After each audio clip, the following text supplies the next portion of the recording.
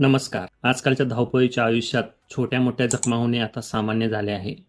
पण त्या जखमेत जंतू किंवा इन्फेक्शन होऊ नये म्हणून तुम्ही काय करता? मलम लावता. मग थांबा. हा आहे सोप्रामायसिन अँटीसेप्टिक स्प्रे. यामध्ये दोन सुपर पॉवरफुल घटक असतात.